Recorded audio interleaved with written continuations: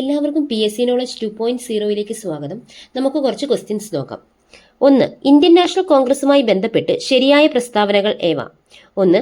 INCയുടെ മുൻഗാമി എന്നറിയപ്പെടുന്നത് Indian national union 1884 ആണ്. 2. രൂപീകരണ സമയത്ത് വൈസ്രോയി ഡഫറിൻ പ്രഭു ആണ്. 3. 2 തവണ INC പ്രസിഡന്റായ ആദ്യ വ്യക്തി WC ബാനർജിയാണ്. ഓപ്ഷൻ എ 2 മാത്രം, option B 2 3, option C 1 2, option D എല്ലാം ശരിയാണ്. ആൻസർ ഓപ്ഷൻ ബി 2 3 ശരിയാണ്. അപ്പൊ രണ്ടാമത്തെയും മൂന്നാമത്തെയും പ്രസ്താവന ശരിയായ പ്രസ്താവനയാണ്. എന്താണ് രണ്ടാമത്തെ പ്രസ്താവന? രൂപീകരണ സമയത്ത് വൈസ്രോയി ഡഫറിൻ പ്രഭുവാണ്. ശരിയായ പ്രസ്താവനയാണ്. 2 തവണ INC പ്രസിഡന്റായ ആദ്യ വ്യക്തി WC ബാനർജിയാണ്. അതും ശരിയായ പ്രസ്താവനയാണ്. INCയുടെ മുൻഗാമി എന്നറിയപ്പെടുന്ന ഇന്ത്യൻ നാഷണൽ യൂണിയൻ 1883 എന്ന് പറയുന്ന പ്രസ്താവന തെറ്റാണ്. INCയുടെ മുൻഗാമി എന്നറിയപ്പെടുന്ന ഇന്ത്യൻ നാഷണൽ യൂണിയൻ 1884 ആണ്. അപ്പൊ 1884 ഇന്ത്യൻ നാഷണൽ യൂണിയൻ ആണ് INCയുടെ മുൻഗാമി എന്നറിയപ്പെടുന്നത്. 1885 ഡിസംബർ 28-നാണ് INC രൂപീകൃതമായത്. 1885 ഡിസംബർ 28-നാണ് INC രൂപീകൃതമായത്. INCയുടെ ആദ്യ സമ്മേളനം നടക്കുന്നത് ബോംബെയിൽ വെച്ചാണ്. 1885 ആദ്യ സമ്മേളനം ബോംബെയിൽ വെച്ച് നടക്കുന്നു. അതിന്റെ പ്രസിഡന്റ് ആയിരുന്നു WC ബാനർജി. അപ്പൊ ആദ്യ സമ്മേളനത്തിന്റെ പ്രസിഡന്റ് ആയിരുന്നു വെച്ചാൽ WC ബാനർജിയാണ്. 2 തവണ INC പ്രസിഡന്റായ ആദ്യ വ്യക്തിയും WC ബാനർജിയാണ്. 1885-ലും 1892-ലും INC പ്രസിഡന്റായി WC ബാനർജി. അപ്പൊ 2 തവണ INC പ്രസിഡന്റായ ആദ്യ വ്യക്തി ആരെന്ന് ചോദിച്ചാൽ WC ബാനർജിയാണ്. 1885-ലും 1892-ലും. ആദ്യ സമ്മേളനത്തിൽ പങ്കെടുത്ത അംഗങ്ങൾ എത്രയെന്ന് ചോദിച്ചു കഴിഞ്ഞാൽ 72 പേര് പങ്കെടുത്തു. ആദ്യ സമ്മേളനത്തിൽ പങ്കെടുത്ത അംഗങ്ങൾ എത്രയെന്ന് ചോദിച്ചു കഴിഞ്ഞാൽ 72 പേരാണ്. INCയുടെ ആദ്യത്തെ സെക്രട്ടറി ആയിരുന്നു വെച്ചാൽ AO ഹ്യൂമാണ്. INCയിൽ ആദ്യമായിട്ട് പ്രമേയം അവതരിപ്പിച്ച വ്യക്തിയായിരുന്നു വെച്ചാൽ G സുബ്രഹ്മണ്യ അയ്യറാണ്. അപ്പം INC രൂപീകരിച്ചത് 1885 ഡിസംബർ 28-നാണ്. INCയുടെ ആദ്യ സമ്മേളനം നടന്നത് ബോംബെയിലാണ്. INCയുടെ ആദ്യത്തെ പ്രസിഡന്റ് WC ബാനർജിയാണ്. INCയുടെ ആദ്യത്തെ സെക്രട്ടറി AO ഹ്യൂമാണ്. INCയുടെ സ്ഥാപകനും AO ഹ്യൂമാണ്. INCയിൽ ആദ്യ പ്രമേയം അവതരിപ്പിച്ചത് G സുബ്രഹ്മണ്യ അയ്യറാണ്. പിന്നെ 2 തവണ INC പ്രസിഡന്റായ ആദ്യ വ്യക്തി WC ബാനർജിയാണ്. 1885-ലും 1892-ലും. INCയുടെ ആദ്യ സമ്മേളനത്തിൽ പങ്കെടുത്തത് 72 പേരാണ്. അടുത്ത ക്വസ്റ്റ്യൻ, കിങ് മേക്കർ എന്ന അപരനാമത്തിൽ അറിയപ്പെടുന്ന കോൺഗ്രസ് പ്രസിഡന്റ്. അപ്പൊ കിങ് മേക്കർ എന്ന അപരനാമത്തിൽ അറിയപ്പെടുന്ന കോൺഗ്രസ് പ്രസിഡന്റ് ആരാണ്? Option A Dadabhai Naoroji, option B Firoz Shah Mehta, option C K Kamaraj, option D Jawaharlal Nehru. Answer option C K Kamaraj. അപ്പൊ കിങ് മേക്കർ എന്ന അപരനാമത്തിൽ അറിയപ്പെടുന്ന കോൺഗ്രസ് പ്രസിഡന്റ് ആണ് K കാമരാജ്. അടുത്ത ക്വസ്റ്റ്യൻ, 1857 വിപ്ലവത്തിൽ പങ്കെടുക്കുവാൻ ജനങ്ങളെ ക്ഷണിച്ചുകൊണ്ട് ബഹദൂർ ഷാ രണ്ടാമൻ പുറപ്പെടുവിച്ച വിളംബരം ഏത്? ഓപ്ഷൻ എ അസംഗട്ട് വിളംബരം, ഓപ്ഷൻ ബി അലഹബാദ് വിളംബരം, ഓപ്ഷൻ സി ബറേലി വിളംബരം, ഓപ്ഷൻ ഡി കുണ്ടറ വിളംബരം. ആൻസർ ഓപ്ഷൻ എ അസംഗട്ട് വിളംബരം. അപ്പൊ 1857 വിപ്ലവത്തിൽ പങ്കെടുക്കുവാൻ ജനങ്ങളെ ക്ഷണിച്ചുകൊണ്ട് ബഹദൂർ ഷാ രണ്ടാമൻ പുറപ്പെടുവിച്ച വിളംബരമാണ് അസംഗട്ട് വിളംബരം.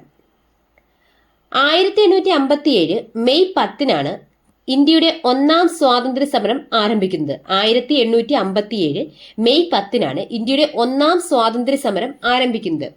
ഇന്ത്യയുടെ 1ാം സ്വാതന്ത്ര്യ സമരത്തിന് കാരണമായ ബ്രിട്ടീഷ് നിയമങ്ങൾ ഏതൊക്കെയെന്ന് ചോദിച്ചാൽ 1848-ലെ ദത്തവകാശ നിരോധന നിയമം, 1850-ലെ റിലീജിയസ് ഡിസബിലിറ്റീസ് നിയമം, 1854-ലെ പോസ്റ്റ് ഓഫീസ് നിയമം, 1856-ലെ ഹിന്ദു വിധവ പുനർവിവാഹ നിയമം, 1856-ലെ ജനറൽ സർവീസ് എൻലിസ്റ്റ്മെന്റ് നിയമം, 1848-ലെ ദത്തവകാശ നിരോധന നിയമം, 1850-ലെ റിലീജിയസ് ഡിസബിലിറ്റീസ് നിയമം, 1854-ലെ പോസ്റ്റ് ഓഫീസ് നിയമം, 1856-ലെ ഹിന്ദു വിധവ പുനർവിവാഹ നിയമം, 1856-ലെ തന്നെ ജനറൽ സർവീസ് എൻലിസ്റ്റ്മെന്റ് നിയമം.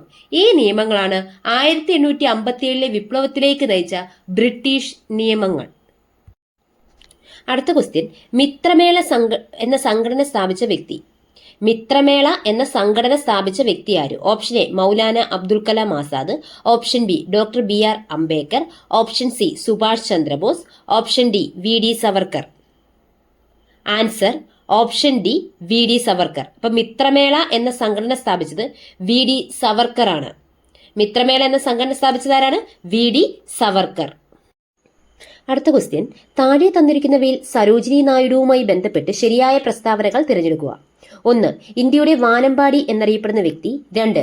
ഇന്ത്യയിൽ ഒരു സംസ്ഥാനത്തിന്റെ ഗവർണർ പദവി വഹിച്ച ആദ്യ വനിത ബീഹാർ. 3. സ്വതന്ത്ര ഇന്ത്യയിൽ പദവിയിലിരിക്കെ അന്തരിച്ച രണ്ടാമത്തെ governor. Option A 1, 2, option B 1, 2, 3, option C 1, 3, option D 1 മാത്രം. ഇതിൽ ശരിയായ പ്രസ്താവന ഏതാണ്? ആൻസർ ഓപ്ഷൻ ഡി 1 മാത്രം. അപ്പൊ ഇതിൽ കൊടുത്തിരിക്കുന്ന പ്രസ്താവനകളിൽ ശരിയായ പ്രസ്താവന 1 മാത്രമാണ്. നമുക്ക് നോക്കാം. ഒന്നാമത്തെ പ്രസ്താവന പറഞ്ഞിരിക്കുന്നത് ഇങ്ങനെയാണ്: ഇന്ത്യയുടെ വാനമ്പാടി എന്നറിയപ്പെടുന്ന വ്യക്തി സരോജിനി നായിഡു ആണ്. ഇത് ശരിയായ പ്രസ്താവനയാണ്. ഇന്ത്യയുടെ വാനമ്പാടി എന്ന് സരോജിനി നായിഡുവിനെ വിശേഷിപ്പിച്ചത് ഗാന്ധിജിയാണ്. അപ്പൊ ഇന്ത്യയുടെ വാനമ്പാടി എന്ന് സരോജിനി നായിഡുവിനെ വിശേഷിപ്പിച്ചത് ഗാന്ധിജിയാണ്. ഭാരത ഗോകുലം എന്നറിയപ്പെടുന്നതും സരോജിനി നായിഡു ആണ്. ഭാരത ഗോകുലം എന്നറിയപ്പെടുന്നതും സരോജിനി നായിഡു ആണ്. രണ്ടാമത്തെ പ്രസ്താവന: ഇന്ത്യയിൽ ഒരു സംസ്ഥാനത്തിന്റെ ഗവർണർ പദവി വഹിച്ച ആദ്യ വനിത സരോജിനി നായിഡു ആണ്. ബീഹാർ എന്ന് വന്നിട്ടുണ്ട്. ആ പ്രസ്താവന തെറ്റാണ്. ഇന്ത്യയിൽ ഒരു സംസ്ഥാനത്തിന്റെ ഗവർണർ പദവി വഹിച്ച ആദ്യ വനിത സരോജിനി നായിഡു ആണ്. അത് ബീഹാറിന്റെ അല്ല, അത് ഉത്തർപ്രദേശിന്റെയാണ്. അപ്പം ഇന്ത്യയിൽ ഒരു സംസ്ഥാനത്തിന്റെ ഗവർണർ പദവി വഹിച്ച ആദ്യ വനിത സരോജിനി നായിഡു ആണ്. അത് ഉത്തർപ്രദേശിന്റെ ഗവർണർ ആയിരുന്നു. മൂന്നാമത്തെ പ്രസ്താവന: സ്വതന്ത്ര ഇന്ത്യയിൽ പദവിയിലിരിക്കെ അന്തരിച്ച രണ്ടാമത്തെ ഗവർണർ. ആ പ്രസ്താവനയും തെറ്റാണ്. ശരിയായ പ്രസ്താവന: സ്വതന്ത്ര ഇന്ത്യയിൽ പദവിയിലിരിക്കെ അന്തരിച്ച ആദ്യ ഗവർണറാണ് സരോജിനി നായിഡു. സ്വതന്ത്ര ഇന്ത്യയിൽ പദവിയിലിരിക്കെ അന്തരിച്ച ആദ്യ ഗവർണറാണ് സരോജിനി നായിഡു.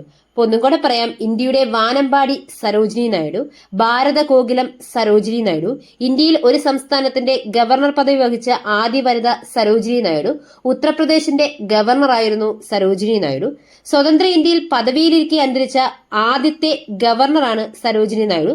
സ്വതന്ത്ര ഇന്ത്യയിൽ പദവിയിലിരിക്കെ അന്തരിച്ച ആദ്യ ഗവർണറാണ് സരോജിനി നായിഡു.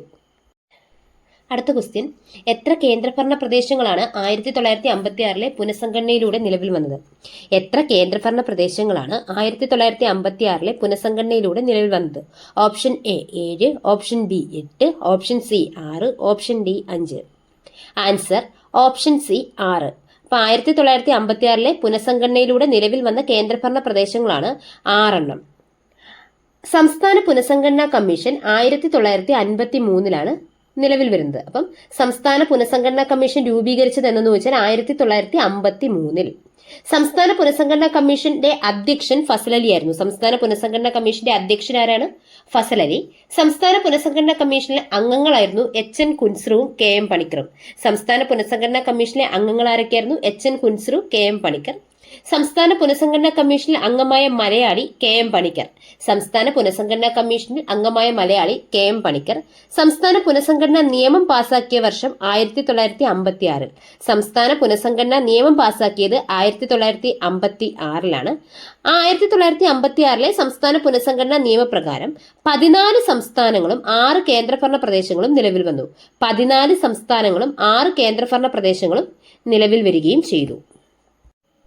അടുത്ത ക്വസ്റ്റ്യൻ, ഇന്ത്യയിൽ കടൽമാർഗം കച്ചവടത്തിനെത്തിയ ആദ്യ യൂറോപ്യന്മാർ. ഇന്ത്യയിൽ കടൽമാർഗം കച്ചവടത്തിനെത്തിയ ആദ്യ യൂറോപ്യന്മാർ. ഓപ്ഷൻ എ ഫ്രഞ്ചുകാർ, ഓപ്ഷൻ ബി പോർച്ചുഗീസുകാർ, ഓപ്ഷൻ സി ഡച്ചുകാർ, ഓപ്ഷൻ ഡി ബ്രിട്ടീഷുകാർ. ആൻസർ ഓപ്ഷൻ ബി പോർച്ചുഗീസുകാർ. ഇന്ത്യയിൽ കടൽമാർഗം കച്ചവടത്തിനെത്തിയ ആദ്യ യൂറോപ്യന്മാരാണ് പോർച്ചുഗീസുകാർ. കടൽമാർഗം ഇന്ത്യയിലെത്തിയ ആദ്യ യൂറോപ്യൻ ആര് എന്ന് വെച്ചാൽ വാസ്കോഡഗാമയാണ്. കടൽമാർഗം ഇന്ത്യയിലെത്തിയ ആദ്യ യൂറോപ്യൻ വാസ്കോഡഗാമയാണ്. 1498 മെയ് 20 വാസ്കോഡഗാമ കേരളത്തിൽ ആദ്യം എത്തിയത്. 1498 മെയ് 20 വാസ്കോഡഗാമ കേരളത്തിൽ ആദ്യം എത്തിയത്. കോഴിക്കോട് ചേമാഞ്ചേരി പഞ്ചായത്തിൽ കാപ്പാട് കടപ്പുറത്ത് പന്തലായിനി ബീച്ചിലാണ് വാസ്കോഡഗാമ കപ്പലിറക്കിയത്. കോഴിക്കോട് ചേമഞ്ചേരി പഞ്ചായത്തിലെ കാപ്പാട് കടപ്പുറത്ത് പന്തലായിനി ബീച്ചിലാണ് വാസ്കോഡഗാമ കപ്പലിറക്കിയത്. വാസ്കോഡഗാമ സഞ്ചരിച്ച കപ്പലാണ് സെന്റ് ഗബ്രിയേൽ. വാസ്കോഡഗാമ സഞ്ചരിച്ച കപ്പലാണ് സെന്റ് ഗബ്രിയേൽ. വാസ്കോഡഗാമയെ ആദ്യ യാത്രയിൽ അനുഗമിച്ച കപ്പലുകളാണ് സെന്റ് റാഫേല്, ദി ബെറിയോ.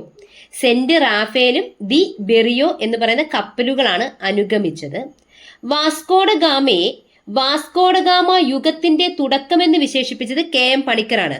വാസ്കോഡഗാമയുടെ ആഗമനത്തെ ഏഷ്യയുടെ ചരിത്രത്തിലെ വാസ്കോഡഗാമ യുഗത്തിന്റെ തുടക്കമെന്ന് വിശേഷിപ്പിച്ചത് KM പണിക്കറാണ്. അപ്പൊ വാസ്കോഡഗാമയുടെ ആഗമനത്തെ ഏഷ്യയുടെ ചരിത്രത്തിലെ വാസ്കോഡഗാമ യുഗത്തിന്റെ തുടക്കമെന്ന് വിശേഷിപ്പിച്ചതായിരുന്നു വെച്ചാൽ KM പണിക്കറാണ്.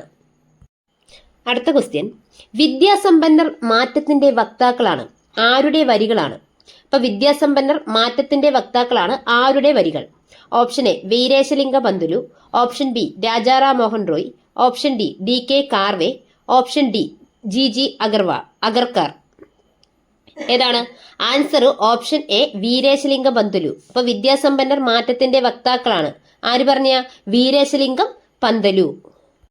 അടുത്ത ക്വസ്റ്റ്യൻ, ദേശീയ മനുഷ്യാവകാശ കമ്മീഷൻ അംഗങ്ങളെയും ചെയർപേഴ്സണെയും തിരഞ്ഞെടുക്കുന്ന കമ്മിറ്റിയുടെ തലവൻ? ഓപ്ഷൻ എ രാഷ്ട്രപതി, ഓപ്ഷൻ ബി ഉപരാഷ്ട്രപതി, ഓപ്ഷൻ സി പ്രധാനമന്ത്രി, option D Lok Sabha speaker. Answer option C പ്രധാനമന്ത്രി. അപ്പൊ ദേശീയ മനുഷ്യാവകാശ കമ്മീഷൻ അംഗങ്ങളെയും ചെയർപേഴ്സണെയും തിരഞ്ഞെടുക്കുന്ന കമ്മിറ്റിയുടെ തലവൻ ആരാണ്? പ്രധാനമന്ത്രി.